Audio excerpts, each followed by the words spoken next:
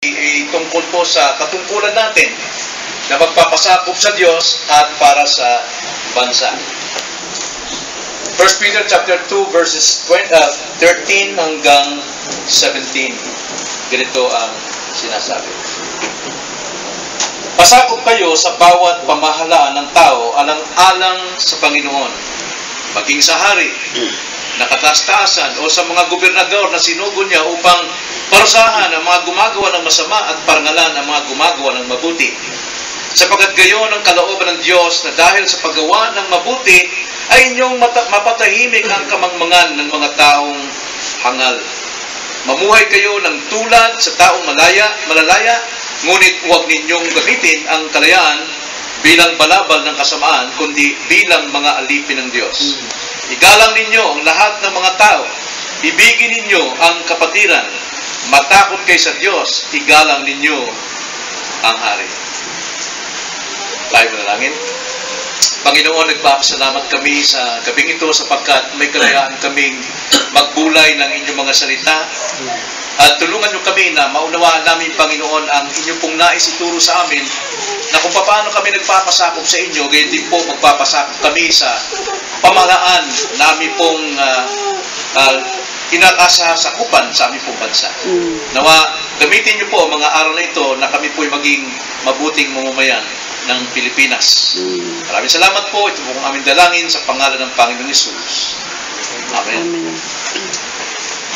Now, hindi lamang tungkol sa espiritual ang ating pag-aaral, kundi maging ang banal na kasulatan na tuturo sa atin na tayo dapat magpasakop sa gobyerno. Yan ay turo ng Panginoon. Ngunit ating balikan ang ating napag-aralan tungkol sa pagpapakilala ni Pedro sa mga Kristiyanong narito ngayon sa kanyang sinulatan na nasa gitna ng mga pagdurusa o mga pagsubok. Tulad ng paliwanag ni Pedro rito, tayong mga Kristiyano, tayo ay mga pinili, tinawag, at tayo muling ipinanganak mula sa dakilang kahabagan ng Diyos. At ang ating kapanganakan ay hindi basta gawa ng tao, kundi ito'y buhat sa kapangyarihan ng muling pagkabuhay ni Kristo. Yung kapangyarihang nag-resurrect kay Christ, yun din yung kapangyarihang nag-resurrect sa atin to a new life bilang isang Kristiyano. At tayo ay ipinanganak para sa mana. At ang manang ito na sa langit, iniingatan ng kapangyarihan ng Diyos. At the same time, iniingatan din ng ating panampalataya na ang Diyos ang siyang may kapit, may hawak ng ating mana. At alam natin, ito yung fullness of our salvation. Lahat na maaari natin matanggap sa kapuspusan ng ating kaligtasan ay naroon nakahanda at naghihintay para sa mga Kristiyanong naririto po sa lupa.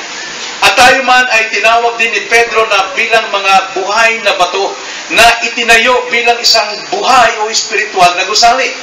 At ang foundation natin ay ang katuruan ng mga apostol at ang cornerstone ay walang iba kundi si Kristo. Kaya nga si Kristo ang cornerstone ng foundation at tayo nakatayo sa foundation at tayo kumukuha ng buhay araw-araw mula sa cornerstone na walang iba, ang batong buhay na si Kristo. Kaya tayo nakakapamuhay ngayon na mayroong pagkilala at pagsamba, panampalataya kay Kristo, hindi dahil sa ating sariling lakas, kundi dahil doon sa sustansya o sa buhay na nagmumula sa ating Panginoon. At dahil dyan, bilang mga espiritual na bato na itinatayong gusali, tayo ay mga tao ng Diyos. Tayo ay mga espiritual na tao na nakalaan para sa kalangitan. Ngunit, sinabi rin ng banal na kasulatan na tayo ay mga dayuhan lamang sa mundong ito. Kaya bilang Kristiyano, ano ang ating kaugnayan sa mundo? Anong kaugnayan natin dito? Anong magiging relasyon natin sa ating bansa? Ang sabi ng banal na kasulatan dito sa ating pag-aaral na tayo ay mga manlalakbay lang. Dumadaan lang tayo pansamantala sa mundong ito. Ngunit bagamat ganun ang turing sa atin ng Diyos, ang Diyos nagtuturo pa rin sa ating magpasakop sa gobyerno. Magpasakop tayo sa gobyerno. Ito ang itinuturo ng banal na kasulatan. Na dapat tayong magpasakop sa ating gobyerno sapagkat mayroong dalawang mahalagang bagay na dapat nating maunawaan. Verses 13 to 14, itinuturo sa atin dito na pasakop tayo sa bawat pamahalaan dahil sa dalawang dahilan. Una, pasakop tayo sa bawat pamahalaan at ito'y dahil sa dalawang dahilan. Unang-una, ang sabi sa verse 13, pasakop kayo sa bawat pamahalaan ng tao alang-alang sa Panginoon, maging sa hari, maging sa kataas-taasan. Now, sinasabi nito, dapat tayo magpasakop sa gobyerno dahil ang gobyerno ay itinatag ng Diyos.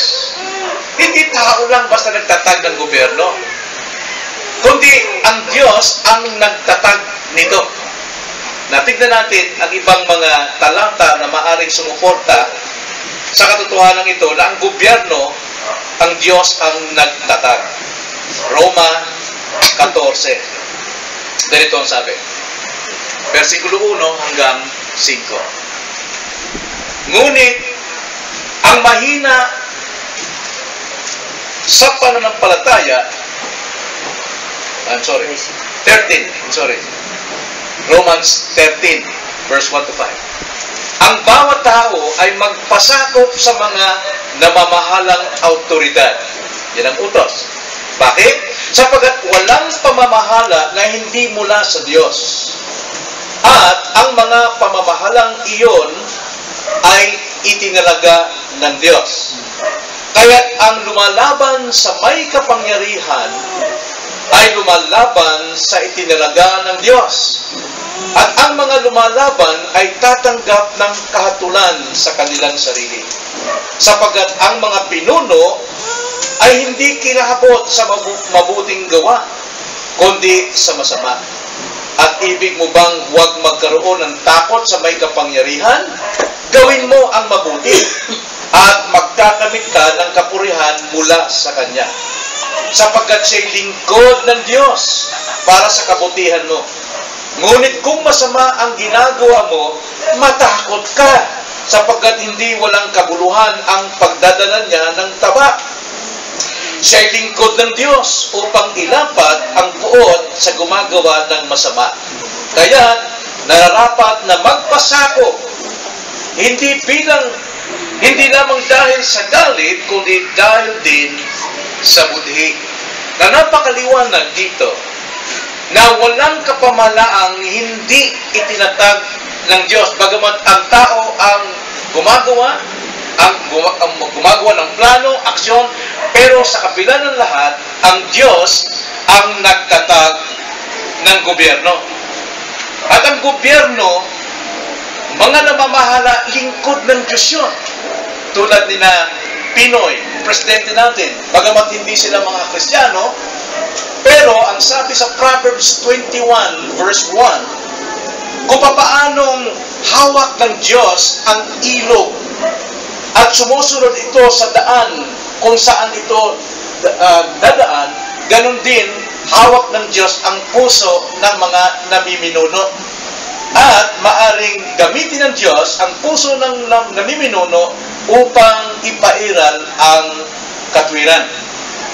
Now, hindi tayo sumasang-ayon lahat sa gawa ng ating gobyerno.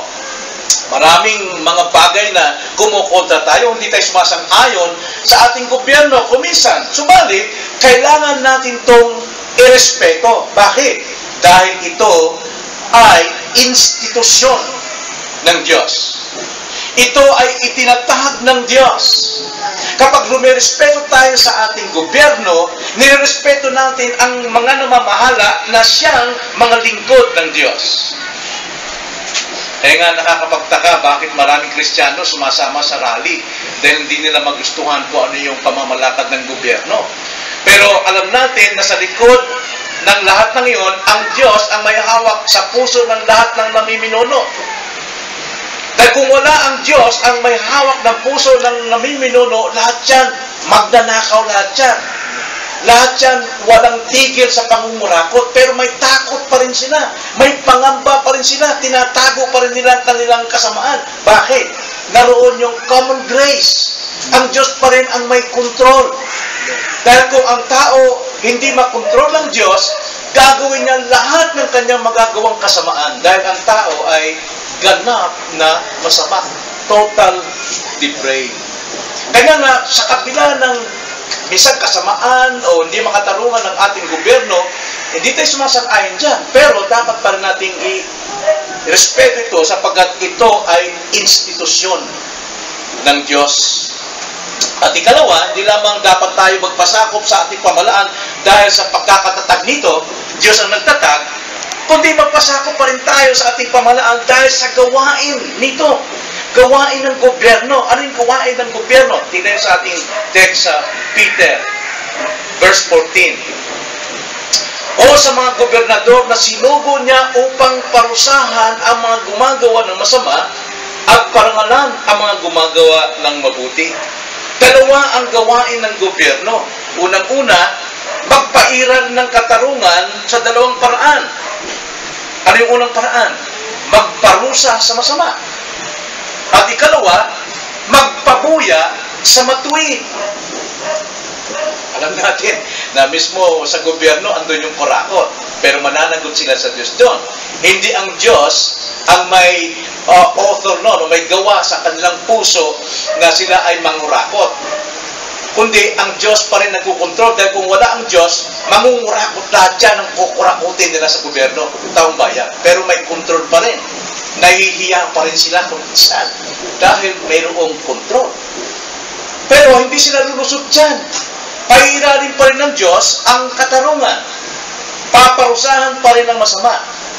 Kaya nga yung karamihang mga sama sa gobyerno, nagpapatiwakal na lang dahil ayaw nilang maranasan nila yung parusa.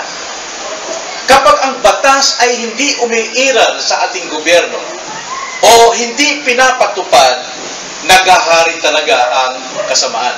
Maraming kasamaang nagahari sa ating bansa dahil walang batas. Pero marami ang hindi sumusunod sa batas. Binabaliwala nila. Bakit? Dahil sa kasamaan ng puso ng tao. Man is depraved.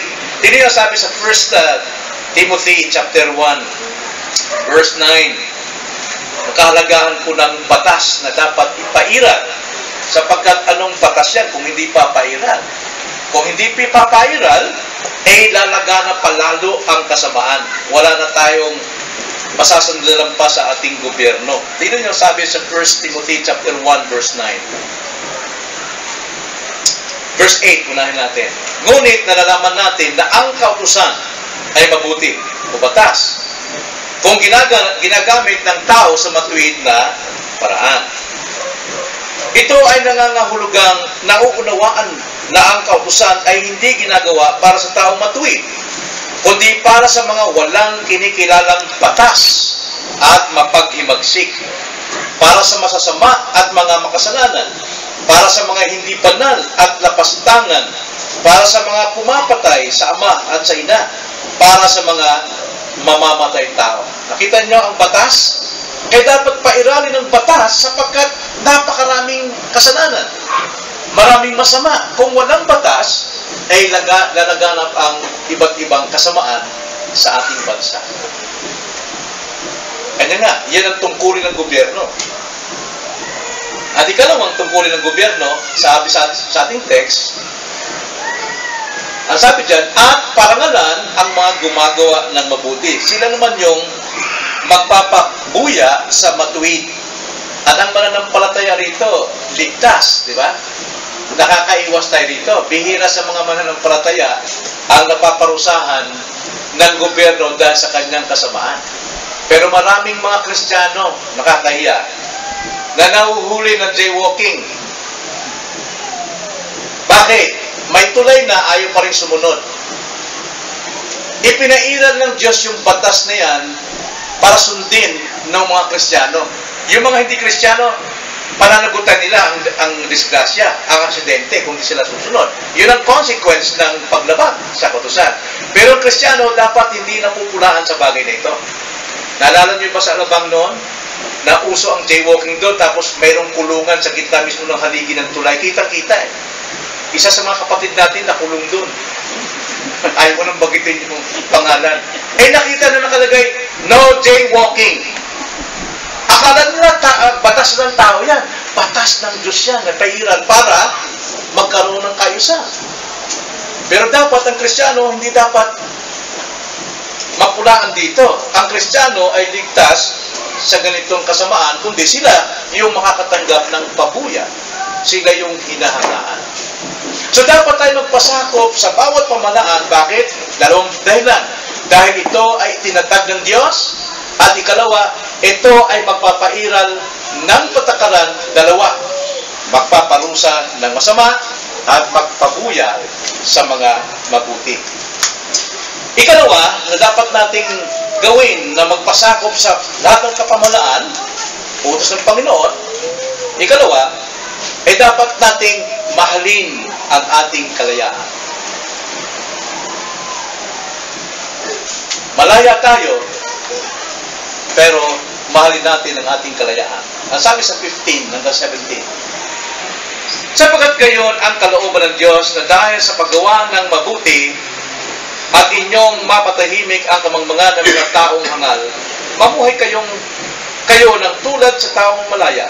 Ngunit huwag ninyong gamitin ang kalayaan bilang balabal ng kasamaan, kundi bilang mga alipin ng Diyos. So dapat pa tayo magpasakop sa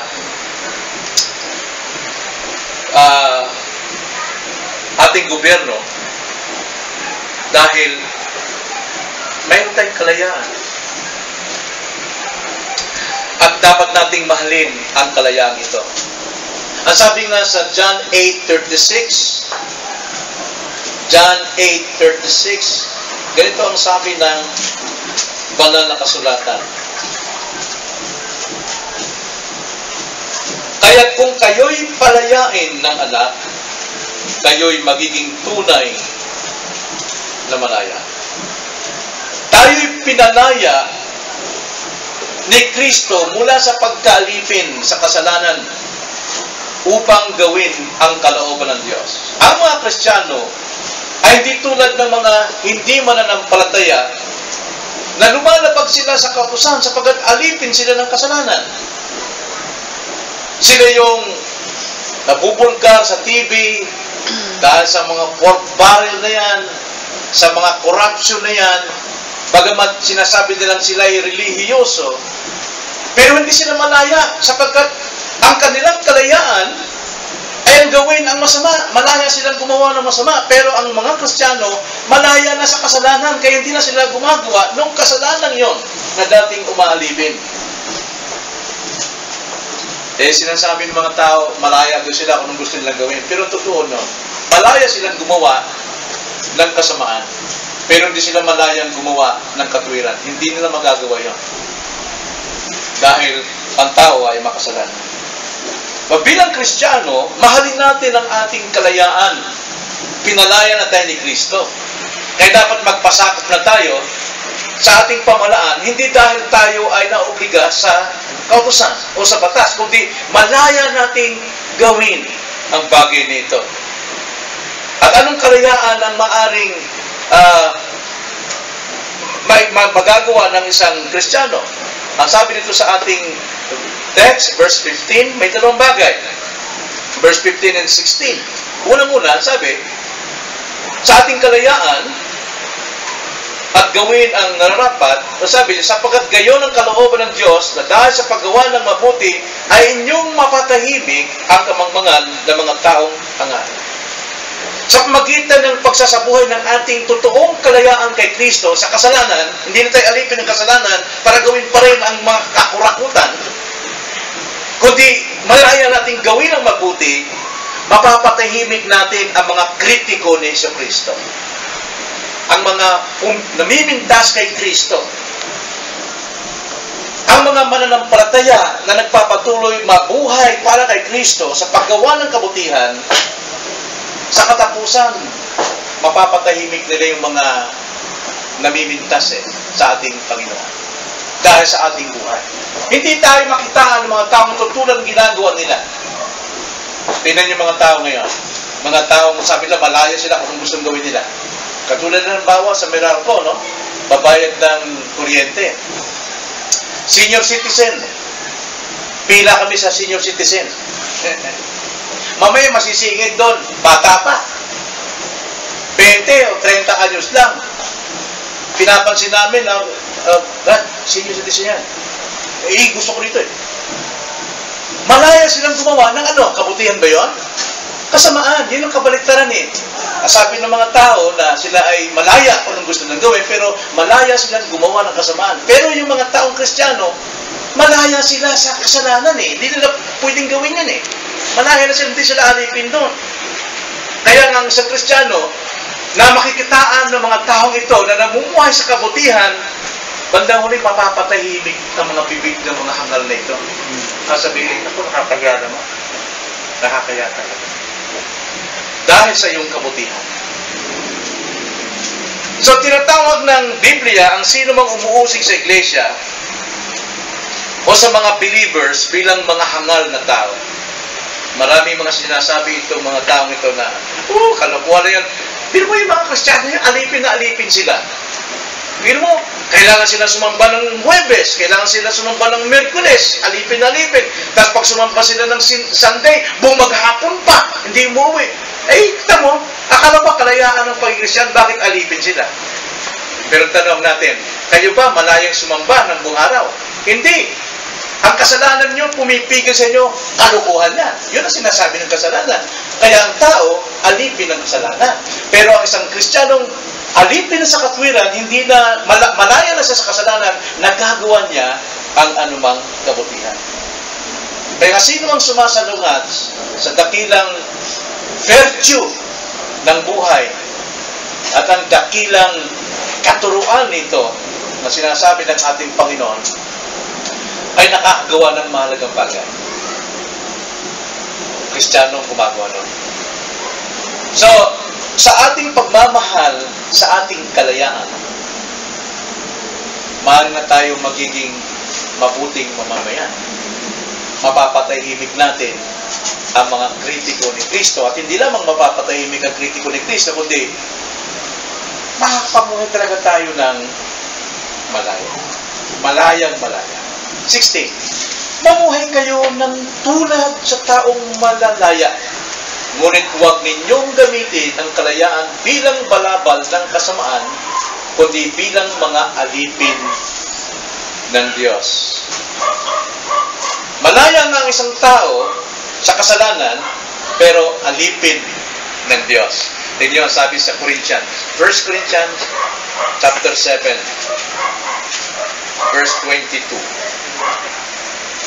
Sabi, sapagkat ang tinawag sa Panginoon nang siya'y alipin ay malaya sa Panginoon. Dati tayong alipin sa kasalanan, tinawag tayo, ngayon naman, malaya na sa Panginoon.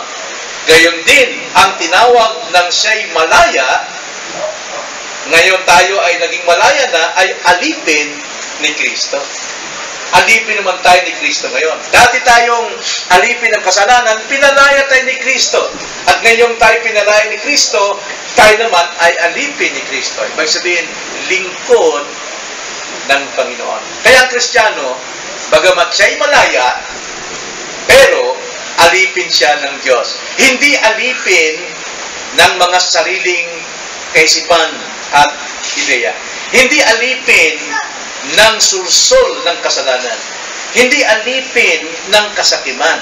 Hindi alipin ng kasalanan.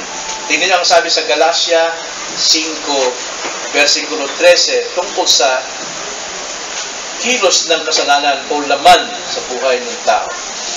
Sabi dito, Galatia 5:13, sapagkat kayo, mga kapatid, ay tinawag sa kalayaan. Subalit huwag lamang ninyong gagamitin ang inyong kalayaan bilang isang kadahilanan para sa laman, kundi sa pamamagitan ng pag-ibig ay maging alipin kayo ng isa't isa. Yung lamang, ang sabi ng Panginoon, sabi ng Biblia, kayong malaya na ngayon kay Kristo, yung kalayaan nyo yan, ay huwag nyo namang gamitin para sa inyong kalayawan o sa pagbibigay lugod sa kasalanan. Minsan kasi ang Kristiyano sabing malaya na, so halimbawa, gusto niya lang gawin kung anong gusto niya gawin. Dahil Kristiyano na siya, malaya na siya kay Kristo. Hindi.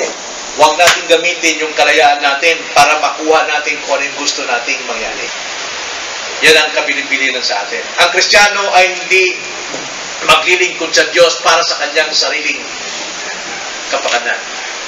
Maraming lingkod ng Diyos na naglilingkod lamang dahil mayroon siyang inaabot na pakinabang. At yan ay pagkalipin sa sariling interest.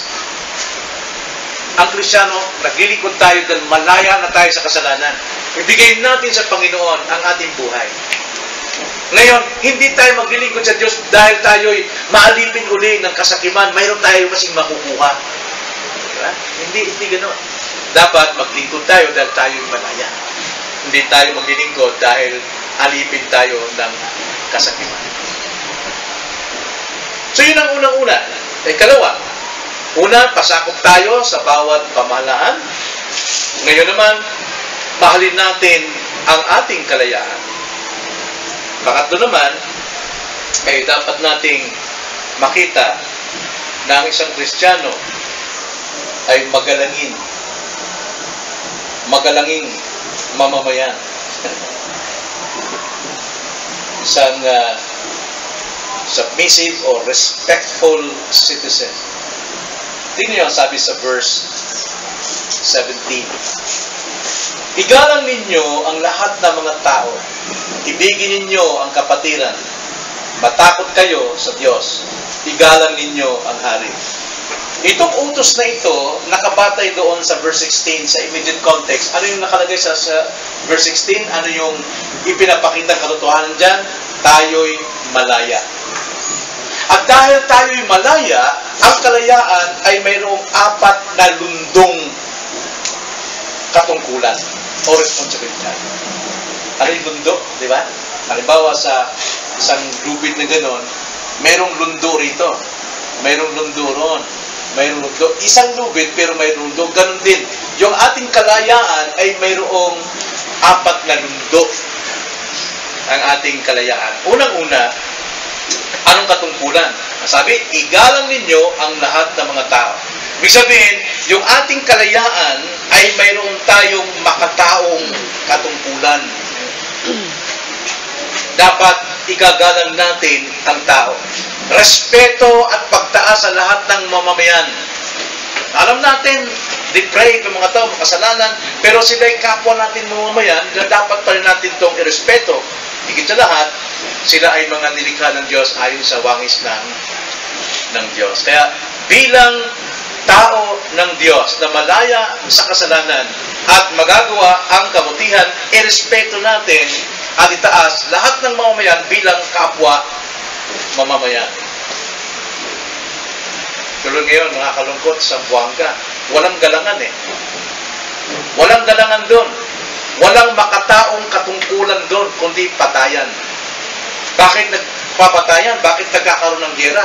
Dahil sa kasakiman ng kapangyarihan o sa mga sariling interes. Kaya kawawa naman yung mga tao na ipaglaban sa kanyang kapwa. Kapwa-tao, kapwa-Pilipino. Kaya nga, ang sabi ng Panginoon sa mga Kristiyano, maging ang inyong mga kaaway, ibigin ninyo. Yun ang ating katungkulan, makataong katungkulan sa ilalim ng ating kalayaan. Ikalawa, hindi lamang makataong katungkulan, kundi ang sabi pa dyan, ibigin ninyo ang kapatiran. Ito naman ay tinatawag Kristiyanong katungkulan. Dapat sa ating kalayaan, tayo magiging magalangin na mamamayan at ating nirerespeto ang ating kapwa Kristiyano. Hindi sapat ang magparangal at rumispeto sa ating kapatid, kundi may bagay pang dapat nating gawin, humigit pa sa ating inaakalang dapat gawin. Hindi sapat yung tayo ay bumabati lang, kumusta ka na?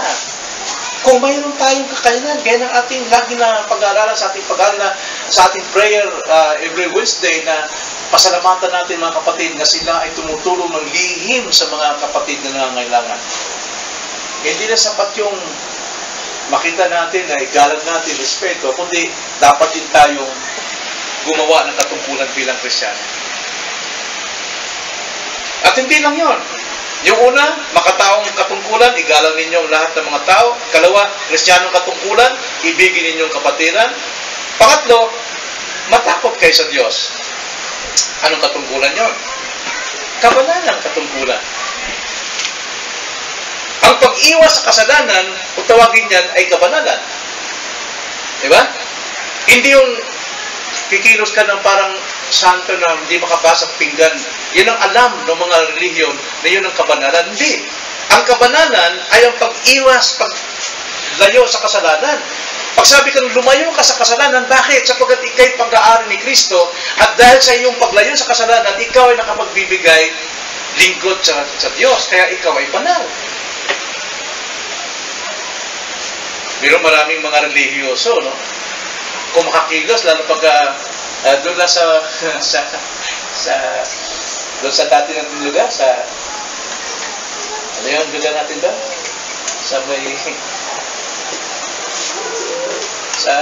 Doon sa Las Piñas? Tundox. Hindi. Admiral? Mayroon doon isang mataas na tao na may pinag-aralan, office na, talaga.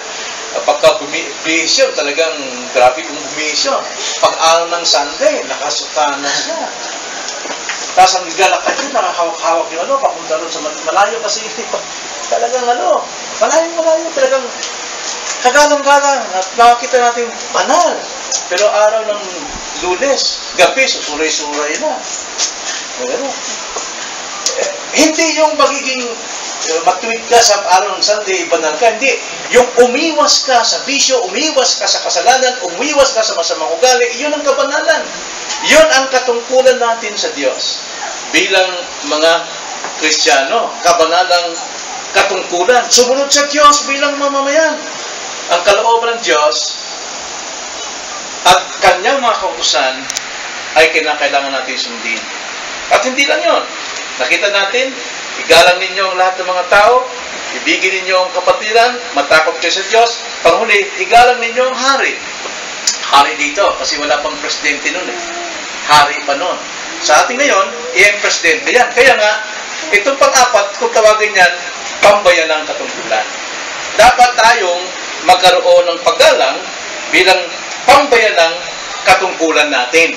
Now, paano ba natin nagagawa yung ating katungkulan sa ating gobyerno, sa ating pamahalaan? Well, ang Biblia mismo ang nagtuturo sa atin sa 1 Timothy. Minsan hindi tayo conforme sa pamamalakad ng ating gobyerno. Hindi tayo sumasang-ayon. Minsan nainis tayo, maraming kurakot. Pero ganyan pa man, irespeto natin yon. Hindi yung kanilang ginagawang kakurakutan, kundi irespeto natin yung institusyon dahil yun ay itinatag ng Diyos. Kaya ang ating katungkulan, 1 Timothy chapter 2, verse 1 and 2. Anong sabi? Una sa lahat ay sinasamo ko na gawin ang mga paghiling, mga panalangin, mga pamamagitan, at mga pagpapasalamat patungkol sa lahat ng mga tao, patungkol sa mga hari o presidente, at sa lahat ng nasa mataas na katungkulan, upang tayo'y mamuhay na tahimik at payapa sa buong kabanalan at paggalang. Kailangan para natin ipanalangin ito, na ang Diyos pa rin ang may kontrol, ang magkukontrol sa puso ng mga taong nangungurakot dyan. Na hindi nila gagawin ang lahat ng pangungurakot. Ang Diyos may kontrol niya. Dahil kung lahat yan, mga namiminono ay taong masama, baka hindi na tayo makasamba ng Sunday sa susunod. Dahil pagbabawaran tayo. Pero sabi niya, panalangin natin na sa ganoon tayo ay makapamuhay ng tahimik, malaya pa rin tayo makakasamba sa Diyos sa araw ng Lord's Day. So, ang isang mananampalataya ay dapat magbigay ng isang malakas na limbawa sa pag-ibig at kapayapaan sa kapwa mamamayan, hindi lamang sa mamamayan, sa Kristiyano, sa Diyos, at sa pamahalaan. So sa ating pagtatapos, mga kapatid, napakalaga na ating taglayin ang ugaling ito, na hindi tayo basta spiritual lang, no? Bagamat ang ating application sa ating pagpapasakop sa gobyerno ay spiritual din. Sinusunod natin yung utos ng Diyos. Sinusunod natin ang kalooban ng Diyos. Dahil kung susundin natin ayon sa laman ng ating gobyerno, ay gera. Hindi tayo sasangayon. Pero dahil tayo'y malaya na sa kasalanan, spiritual ang ating pagsunod sa kanila. Naglilingkod tayo sa ating gobyerno, gaya ng paglilingkod natin sa Diyos. Kaya nga, ang Pilipinas ay nangangailangan ng mamamayan na puspos ng Espiritu. Itong kailangan ng ating bansa, na ang mga mamamayan ay puspos ng Espiritu. Ibig sabihin, mga bagong nilalang kay Kristo. Yun ang pag-pray natin, na sana marami ang maligtas, marami ang ma-born again. Dahil sa magitan ng moral na pagbabago, hindi natin kaya yun. Lahat ng tao may kanya-kanyang sungayan, may kanya-kanyang prinsipyo yan. Maliban na lamang kung baguhin ng Diyos ang puso nila, magkakaisa sa isipan. Kristiyano pa nga, minsan nagkakaiba-iba ng isipan eh. Pero kapag parehong bagong puso, ay magkakaisa sa pananampalataya, sa Panginoon, sa pagsamba, at sa pagmamahal sa isa't isa. Kaya, posible ng ating bansa ay magiging mabuting bansa. Kaya nga, magsisimula ito sa lokal na iglesia para sa ganun, tayo makahawa sa ating komunidad. Tignan nyo ang ating komunidad ngayon. Nasaan sila? Nasaan sila? Ang tawag nila sa atin, mga nasisiraan ng ulo. Pero di na alam na itong liwanag para sa kanila. So ikalawa, bilang mamamayan ng bayang ito, ibigay natin ang ating pakikisa sa Presidente. Maring di tayo isang ayon. Maring may malaking tinatanggap yung si Pinoy ng mga pork barrel. Pero ang Diyos pa rin may control. Hindi na pwedeng lamunin lahat yung pork barrel na 300 million na yun. Alam natin, marami rin siyang binabagi na ng mga NGOs. Dahil ang Diyos pa rin may control. Nahihiya silang gamitin nila sa kanilang pansarili yan. Katulad ng si Marcos nung araw. Ang sabi, talagang dito, diktador talaga. Pero sino nagpalagay ng mga kalsada from Apari to Mindanao? Si Marcos pa rin yun. Ang Diyos pa rin na may control. Hindi pa rin pinahintulot ng Diyos na lamunin lahat ni Marcos ang pera at kasalanan nila. Hindi sila mabubuhay sa pera. Pero ginagamit pa rin ng Diyos ang kanilang kasamaan para ipairal pa rin katurungan ng Panginoon. Pero saan siya? Nagbayad din. Sapagkat hindi para nagpasin ng Panginoon ang anumang kasamaan. Gobyerno rin ang nagpairal ng parusa. At gobyerno rin ang nagpairal ng pabuya sa mga mabubuti. Kaya bilang mamamayan ng bayang ito, ibigay natin ang ating pakikisa sa Presidente, sa bansa, at sa ating Panginoong Jesus na nagpalaya sa atin sa kasalanan. Kaya dapat tayo maging asin at ilaw dito sa ating madilim na bansa, partikular sa ating pamahalaan. Galang natin ito bilang paggalang natin sa Diyos. Tayo'y manalangin. Panginoon, salamat po sa inyong mga salita na kuminsan hindi namin napapakinggan, Lord, ang mga aral tungkol sa aming pagpapasakop sa gobyerno. Dahil ang gobyerno ito'y masama, ang politika ay masama, marumi. Ngunit alam namin, Panginoon, na sa kawiyohihan, kapag ka may gobyernong itinayo, kayo po ang nagtayo nito.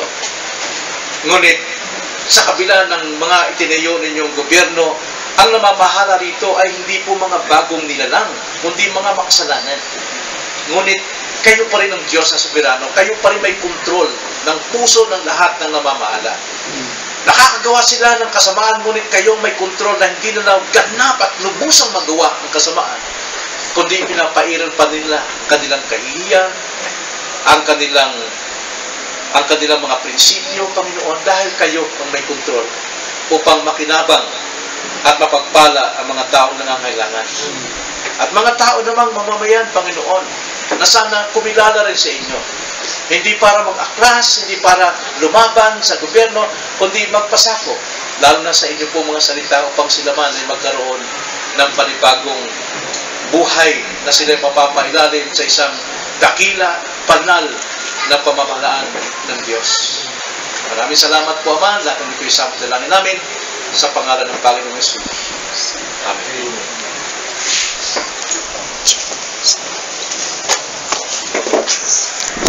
Salamat sa